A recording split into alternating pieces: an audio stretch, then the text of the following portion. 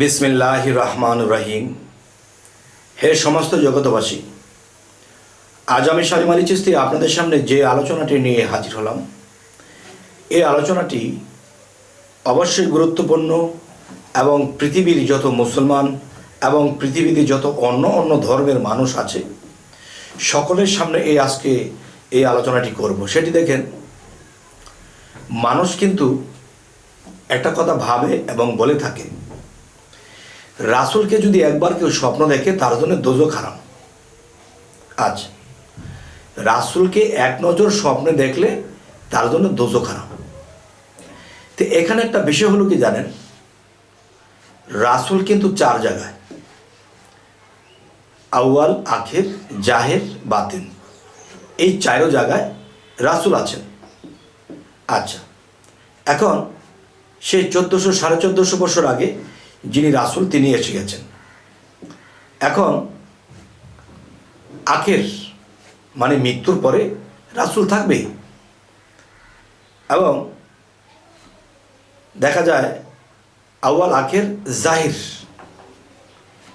জাহিরের রাসূল। জাহির শব্দের অর্থ কি? প্রকাশ, যা দেখা যায়।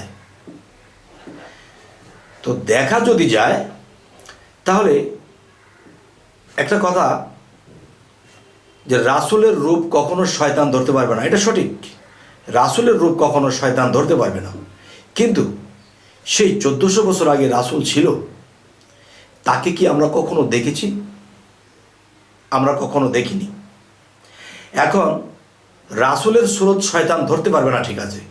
শয়তান অন্য কিছু বা অন্য কোনো রূপ ধারণ করে আপনার সামনে এসে যদি বলে আমি রাসূল, তখন আপনি কি করবেন? তাহলে কেউ সাক্ষ্য দিতে হবে, এমন কেউ সাক্ষ্য দেবে যাকে আপনি মুর্শিদ রূপে চিনেন, এবং সেই মুর্শিদ রূপ তাওহীদেরই মুর্শিদ আমার মুহাম্মদের নাম। সেই মুর্শিদ রূপে যিনি আছে পৃথিবীতে, তিনি সাক্ষ্য দেবে, হ্যাঁ, এই রূপে 1400 বছর আগে তিনি রাসূল ছিলেন। এবং যদি শয়তান যদি অন্য কোনো রূপে এসে সে যদি বলে আমি রাসূল, তখন আমি তো জানি না, চিনি না, তখন বিশ্বাস করলে তোমার ঈমান থাকবে না। তখন নিজ মুর্শিদ সে আত্মজগতে আপনাকে সাক্ষ্য দেবে যে হ্যাঁ, উনি এই রূপে রাসূল ছিল, তিনি তাকে সালাম করো। আজ এখন আমাকে মুর্শিদ সাক্ষ্য দিল না, তাহলে আমি কি করে বুঝবো তিনি যে রাসূল?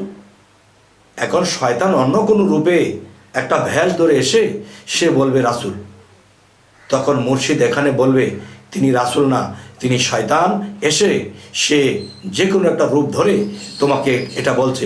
তখন এটা মানতে গেলে আমি শিরককারী এবং আমরা অসম্মানকারী হব, রাসূলের অসম্মানকারী হব এবং কাফেরও হয়ে যেতে পারি। তাই বলবো, হে সমস্ত জগতবাসী, আজকের হেডলাইনে কি পেয়েছেন? আজকে পেয়েছেন রাসূল আপনাদের মাঝে আসা যাওয়া করছে।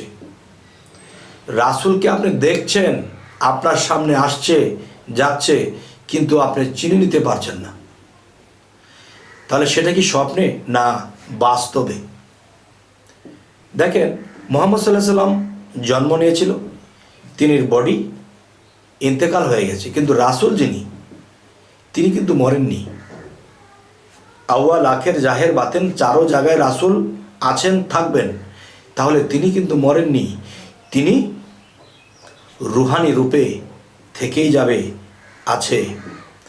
তাহলে মৃত্যুর পরে আত্মাটা নিরাকারে চলে গেছে, এখন আমরা তাকে চিনব কি করে, জানবো কি করে? তাহলে আল্লাহ কিন্তু একটা কথা বলেছে, দেখো, যে আমি তোমাদের মধ্য থেকে একজন রাসূলকে বের করে আনি। এই যে আল্লাহ কোরআনে এই কথাটা বলেছে যে আমি তোমাদের মধ্য থেকে একজন রাসূলকে বের করে আনি, এই যে কথাটা বলেছে, এই কথাটা কিন্তু কেউ খেয়াল করে না। যদি এই কথাটা খেয়াল করতো এবং এই কথাটা বিশ্লেষণ করত, তাহলে তিনি কিন্তু পৃথিবীতে জীবিত অবস্থায় রাসূলকে জীবিত অবস্থায় দেখতে পেত। তাহলে বোঝা গেল রাসূলকে এই জন্যই পাওয়া হচ্ছে না, আমরা কোরআনের সেই আয়াত বুঝি না, সেটাকে বিশ্লেষণ করিনি, এবং রাসূল আমাদের সামনে দিয়ে আসা যাওয়া করলেও তাকে চিনে নিতে পারি না। তাই আজকের আলোচনাটি কি হবে, যে আমাদের সেই চক্ষু খুলতে হবে। সেই চক্ষু কি? একটা হলো জ্ঞান চক্ষু। জ্ঞান চক্ষু দিয়ে তো ওলিয়া আউলিয়া যারা হয়েছে, যারা সাধক আল্লাহর সাধনা করেছে, তারা তো দেখতেছে। আমাদের তো জ্ঞান চক্ষু নেই। হয়তো আমাকে কেউ বলবে, বাবারে আমাদের তো জ্ঞান চক্ষু নেই, আমরা কি করে দেখব? আসলে জ্ঞান চক্ষু বলতে আমরা কি বুঝি? যে আমরা একটা জিনিস বুঝি, যে আমাদের যে চর্মচক্ষু আছে, চর্মচক্ষু দিয়ে আমি একটা বস্তু দেখেছি, এটা কি, এটা খেলে কি হয়, এটার কি ভিটামিন আছে, ভিটামিন বি না ভিটামিন সি জানি না, খেয়ে ফেলি। কিন্তু যারা ডাক্তার বিজ্ঞান, তারা কিন্তু একটা জিনিসকে রিসার্চ করে এটার মধ্যে কি ভিটামিন আছে, এটা খেলে কি হয়, এটা খেলে কি রোগ সারে। তাহলে এটাও কিন্তু একটা জ্ঞান চক্ষু, এটাকে রিসার্চ করা। আরেকটা হলো দিব্যচক্ষু, যাকে বলা হয়, যে মানুষ চর্মচক্ষুর ভিতরে আরেকটা দিব্যচক্ষু আছে, সেটা সাধনার দ্বারা খুলে নিতে হয়, সেখানে যাব না। তবে প্রকাশ্যে যে রাসূলের কথা বলা হচ্ছে, যে রাসূল যিনি রাসূল, তিনি আউয়াল, আগে ছিল আখের, জাহেরে, বাতিনে। তাহলে আখেরে মৃত্যুর পরে থাকবে, এবং জাহেরে বাস্তব রাসূল আমাকে দেখতে হবে। তাহলে আল্লাহ কিন্তু কোরআনে এই কথাও বলেছেন, যে দেখো, যারা আমার রাসূল হইতে আমাকে পার্থক্য করিবে, তাদের অনন্ত শাস্তি হবে। রাসূলের সাথে আল্লাহ এক, আল্লাহর সাথে রাসূল এক। তাহলে এক যদি হয়, তাহলে আমরা এই কথায় নির্ভয়, যে আমি আজকে যে কথাগুলো বলছি, যে প্রকাশ্যে রাসূলকে দেখতে হলে কি করতে হবে।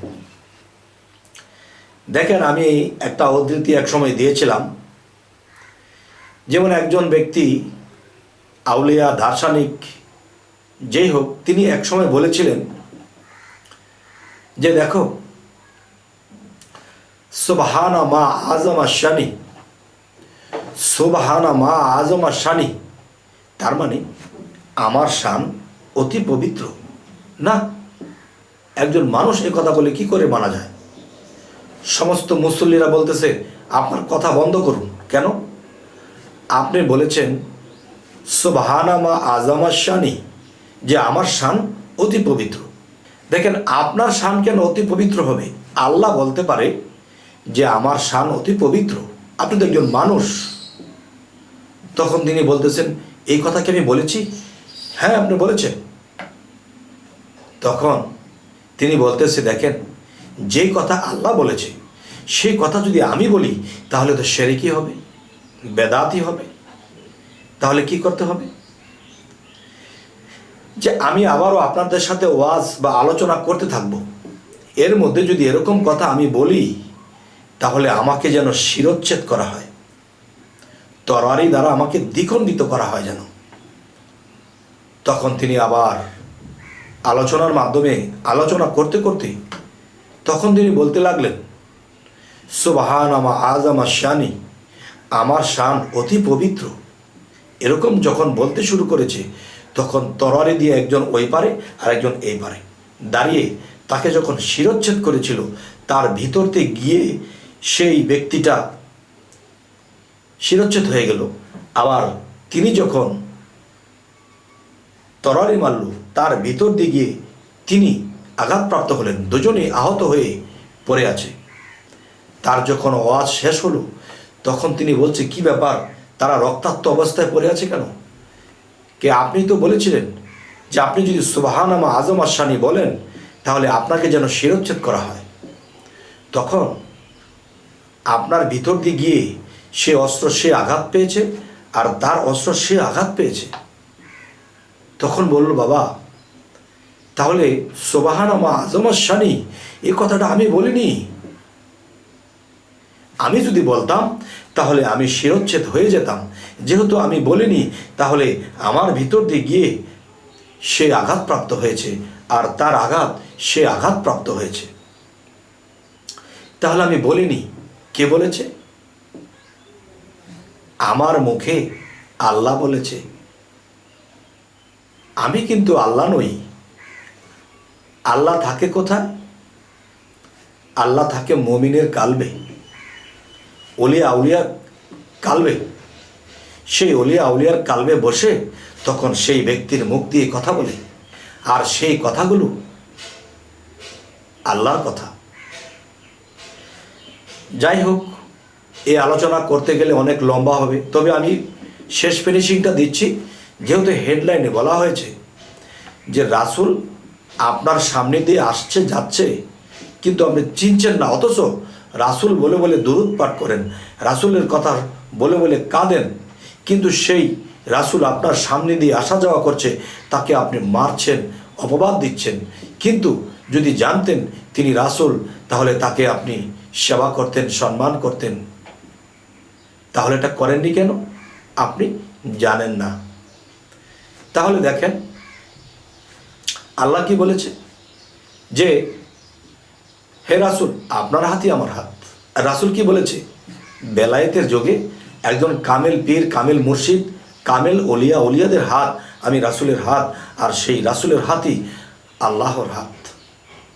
তিনটা হাত যদি একটা হাত হয়, একজন অলিকে, একজন কামেল মুর্শিদকে আঘাত করা আর রাসূলকে করা, আর রাসূলকে করা মানে আল্লাহকে করা। একজন কামেল মুর্শিদকে সেবা করা, রাসূলকে সেবা করা, আর রাসূলের সেবা করা মানে আল্লাহর সেবা করা। তাহলে এই পৃথিবীতে যাকে তাকে আপনি মুর্শিদ ধরবেন না, আপনি যাকে তাকে রাসূলের সম্মান দেবেন না, কাকে দিবেন? তাহলে তাওহীদেরই মুর্শিদ আমার মুহাম্মদের নাম, এই যে কথাটি, তাহলে সেই রাসূলকে যদি সম্মান দিতে হয়, তাহলে তার মধ্যে রাসূলের চরিত্র থাকতে হবে। সত্য মিথ্যা বেছে বেছে চলে এরকম দেখতে হবে, এবং যাকে দেখলে হৃদয়ে জুড়িয়ে যায়, যাকে দেখলে আল্লাহর কথা স্মরণ হয়, যাকে দেখলে চোখ দিয়ে পানি দরদর করে পড়তে পারে। এবং এটা তো হলো বাহ্যিক বিষয়। আরেকটা বিষয় হলো, দেখুন আপনি যেদিন মুর্শিদের কাছে বায়াত গ্রহণ করবেন, তখন সেদিন আপনার মানব দেহের মধ্যে আপনার একটা পরিচয় আল্লাহ রেখে দিয়েছে, সেই পরিচয়টা আপনাকে দেখিয়ে দেবে। সে দেখেন, এখন যদি বলেন আমার মধ্যে কি পরিচয় দিয়ে দিয়েছে আল্লাহ? দেখেন, বিজ্ঞান যদি একটা মোবাইল বা একটা কিছু আবিষ্কার করে, তাহলে নোকিয়াটা লিখে দেয়, স্যামসাং লিখে দেয়, তারপরে বাজারে ছাড়ে, মানুষ দেখলেই চিনতে পারে এটা নোকিয়া, এটা স্যামসাং। তাহলে আল্লাহ যে আমাদেরকে সৃষ্টি করেছে, আল্লাহর পরিচয় পত্র আমার আপনার মানব দেহের মধ্যে আছে, সেটি বায়াতের দিন দেখিয়ে দেবে। এবং আপনার মধ্যে যে আপনার নিজের একটা পরিচয় আছে, সেটাও কিন্তু দেখিয়ে দেবে। আপনার মধ্যে শয়তান কোন জায়গায় বসে আপনাকে ধোঁকা দিচ্ছে, সেটাও দেখিয়ে দেবে। আর সেই শয়তানকে যদি আপনি দেখেন, তাহলে তাকে কান ধরে উঠিয়ে দেবেন। তাহলে নামাজে ডুবে যাবেন, নামাজের মধ্যে দাঁড়িয়ে ধ্যানের মধ্যে বসে আপনার আর অন্যদিকে মন যাবে না। কারণ আপনার সেই মনের ক্যাসেট যে ঘোরায়, তাকে যদি কান ধরে বের করে দিতে পারেন বা তাকে শায়েস্তা করতে পারেন, তাহলে সে কিন্তু আপনারা এতদিন হবে শয়তানের কথা, এতদিন মানুষ চলেছে, এখন কি হবে? শয়তান আপনার কথায় চলবে।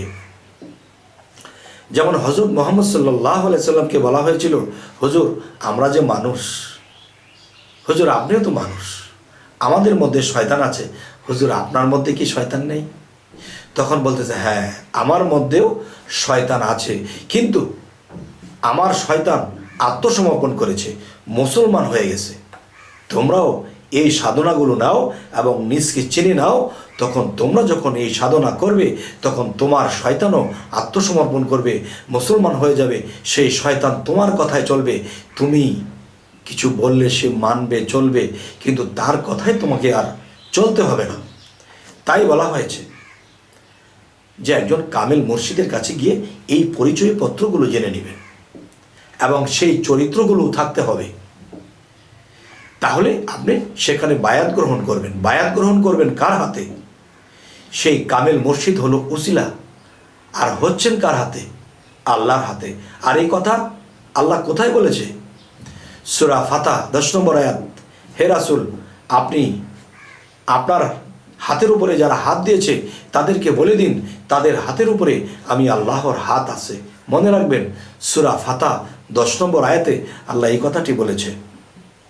তাহলে বায়াত ছাড়া নিজেকে পবিত্র করতে পারবেন না, নিজকে চিনতে পারবেন না, আর আপনি নামাজে ধ্যানে বসে চলে যাবেন মাঠে ঘাটে বাজারে দেশের বাড়িতে, আপনার নিজের স্থানে আপনি থাকতে পারবেন না। তাই আজকের এই আলোচনাটি সেই ব্যক্তিদের জন্য যারা পীর মুর্শিদকে মানে না এবং অবিশ্বাস করে। এবার আসব সেই কথাটি যে রাসূল, ওই যে বলেছি বাইয়েত মস্তানের কথা, ওই যে যেই কথাটি বললাম যে সুবহানা মা আযমা শানি, তাহলে তিনি যদি এই কথাটা বলতো তাহলে তাকে শিরচ্ছেদ সে হয়ে যেত, মৃত্যুবরণ করত, কিন্তু তার ভিতর দিয়ে চলে গেছে, সে মরেনি। তার মানে কি? আল্লাহ তার মধ্যে বিরাজমান, তার কালবে বসে তার মুখ দিয়ে কথা বলতেছে। তাহলে বোঝা গেল কি? তাহলে বোঝা গেল এই কথাগুলো যদি আল্লাহর হয় তাহলে সর্ব অঙ্গে আল্লাহ এসে গেছে। তাহলে আল্লাহ কার সাথে থাকে? রাসূলের সাথে থাকে। রাসূল কার সাথে থাকে? কামেল মুর্শিদের সাথে থাকে, কামেল অলিয়া আউলিয়াদের সাথে থাকে। তাহলে এই ব্যক্তিকে আঘাত করলে যদি রাসূল আঘাত পায়, আর রাসূলকে আঘাত করলে যদি আল্লাহ পেয়ে যায়, তাহলে এই রাসূলই আপনার সামনে প্রকাশ রাসূল। দেখেন, নবুয়ত খতম হয়েছে, মুহাম্মদ ইন্তেকালের মাধ্যমে চলে গেছে, রাসূল খতম হয়েছে। এমন কোনো কিতাব, এমন কোনো কোরআনের আয়াত নেই যে রাসূল খতম হয়েছে। নবুয়ত খতম হয়েছে এটা পাওয়া গেছে, কিন্তু রাসূল খতম হয়নি। তাহলে সেই রাসূল কিন্তু চিরঞ্জীব। তাহলে যার মধ্যে আল্লাহ রাসূল বসত করে সে কে? এখন যদি বলেন তাহলে একটা মানুষ যদি এরকম পর্যায়ে যায় তাকে কি রাসূল বলা যাবে? দেখেন, রাসূল কি? রাসূল হলো একটা পাওয়ার। একটা মানুষে ইলেকশনে দাঁড়িয়েছে, সে তার নাম ছিল কি? সাবের হোসেন চৌধুরী। তাহলে সেই সাবের হোসেন চৌধুরী কি? সে এমপি, মন্ত্রী বা কিছু একটা, যাই হোক। তাহলে সে যখন ভোটে পাশ করলো তখন তাকে সাবের হোসেন চৌধুরী, তিনি মন্ত্রী হলেন কিংবা তিনি এমপি হলেন একটা কিছু। তাহলে ওই এমপি কথাটা কি? তার পাওয়ার। ঠিক মুহাম্মদ সাল্লাল্লাহু আলাইহি সাল্লামের পাওয়ার কি? সেই রাসূল। আর সেই পাওয়ারটা যদি কোনো মানুষের মধ্যে এসে যায়, সে কি হয়ে যায়? সে রাসূল হয়ে যায়। তাকে আঘাত করলে যদি রাসূল আঘাত পায়, রাসূলকে আঘাত করলে যদি আল্লাহ পেয়ে যায়, তাহলে তিনটা মিলেই তো একটা। যাই হোক, হে সমস্ত জগতবাসী, আমি জ্ঞানীদের কাছে এই ইশারা করে গেলাম যে এরকম অনেক পৃথিবীতে দেখেছেন, এমন কামেল ব্যক্তি আপনার সামনে এসেছে, তাকে আপনি চিনেননি, তার মধ্যে আল্লাহ বিরাজ, তার মধ্যে রাসূল বিরাজ। আমি যখন লোহাটা আগুনে দিয়েছি তখন লোহাটা কিন্তু লাল হয়ে গেছে। তো লাল যেহেতু হয়ে গেছে, একটু আগে এটাকে লোহা বলেছি, এখন যখন আগুনে দেওয়ার পরে লাল হয়েছে, এটাকে কি বলবো? আগুন বলবো না লোহা বলবো? দুই মিললে একাকার। রাসূল একজন মুর্শিদ, দুই মিললে একাকার। তখন এনাকে রাসূল বললে অপরাধের কিছু হবে না। সেই সে। তাই বলবো, পৃথিবীতে চলাকালীন অনেক লোক আছে, এরকম লোক আপনার সামনে পড়েছে, আপনি তাকে চিনতে পারেননি। যদি চিনতে পারতেন তাহলে আপনিও একদিন অলিয়া আউলিয়া হয়ে যেতেন। যাই হোক, এই সমস্ত জগতবাসী, আজকের এই আলোচনাটা আপনাদের সামনে করলাম। আপনারা কি বুঝলেন? আমি কি আপনাদেরকে কিছু বোঝাতে পারলাম? অবশ্যই কমেন্ট করবেন। এবং এ ধরনের আলোচনা যদি চান সামনে, তাহলে অবশ্যই আমাদের চ্যানেলটিকে সাবস্ক্রাইব করে রাখবেন এবং ফেসবুক হলে ফলো দিয়ে রাখবেন, যাতে করে আপনাদের সামনে পৌঁছে দিতে পারি। তো সকলেই ভালো থাকবেন। আল্লাহ হাফিজ।